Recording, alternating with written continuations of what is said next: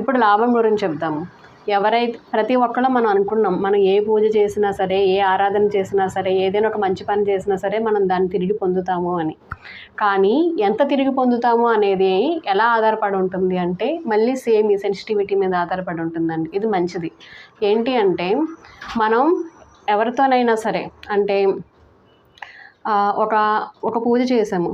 మామూలుగా అదే పూజని ఒక మామూలు వ్యక్తి అంటే కొంచెం సెన్సిటివిటీ తక్కువగా ఉన్న వ్యక్తి చేసినప్పుడు కొంత శక్తిని గ్రహించారు.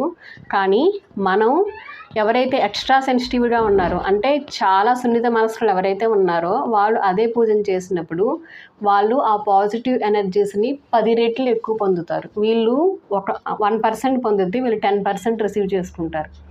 అంటే నష్టాన్ని అలాగే పొందుతారు, లాభాన్ని అలాగే పొందుతారు. ఎవరైతే సున్నిత మనస్కులు లేదా అతి సున్నిత మనస్కులు ఉన్నారో అలాంటి వాళ్ళు ఖచ్చితంగా నష్టాన్ని ఎలా అయితే అబ్జర్వ్ చేసుకుంటున్నారో, అదనపు భారాన్ని ఎలా అయితే మోస్తున్నారో వాళ్ళకి తెలియకుండా మంచి పనులు చేస్తున్నప్పుడు, మంచి మనుషులతో సంబంధాలు పెట్టుకున్నప్పుడు లేదా దైవాన్ని ఆరాధిస్తున్నప్పుడు పాజిటివిటీకి సంబంధించి ఏ పని చేస్తున్నా సరే మామూలు వ్యక్తుల కంటే 10 రెట్లు వాళ్ళు ఇంకా అతి సున్నిత మనస్కులు అనుకోండి, వాళ్ళు ఇంకా ఎక్కువ రిసీవ్ చేసుకుంటారనమాట.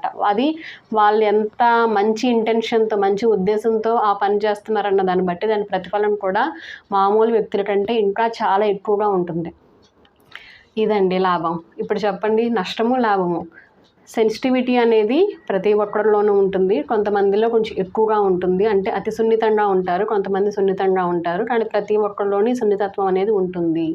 ఒకటి దీంట్లో ఉండే నష్టం ఏంటి అంటే, నెగటివ్ పీపుల్ కానీ చుట్టుపక్కల ఏదైనా అంటే మనకి ప్రతికూలంగా జరుగుతూ ఉన్న పరిస్థితులు ఏమైనా ఉంటే చాలా ఈజీగా అబ్జర్వ్ చేసుకుంటారు. అంటే చాలా ఈజీగా శక్తిని తీసుకుంటారు. కానీ అది మంచిది కాదు, నెగటివిటీ. దానివల్ల వీళ్ళ మీద ప్రభావం ఉంటుంది.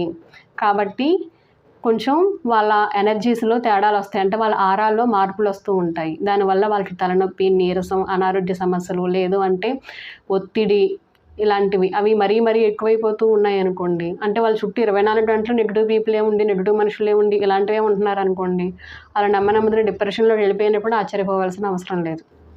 ఇది 2 పాజిటివిటీకి అంటే దీంట్లో ఉన్న లాభం ఏంటి అని చెప్పినప్పుడు ఇది పాజిటివిటీ గురించి అండి. దీంట్లో ఉన్న లాభం ఏంటి అంటే, వీళ్ళు ఎలాగైతే నష్టపోతున్నారో మంచి మనుషులతో మంచి పనులు చేస్తూ మంచి ఉద్దేశాలతో లేదా భగవంతుడికి సంబంధించి ఏది చేస్తూ ఉన్నా సరే వాళ్ళు చాలా ఎక్కువగా చాలా ఈజీగా, ముఖ్యమైన పదం ఏంటంటే చాలా ఈజీగా ఆ శక్తిని గ్రహించగలుగుతారు.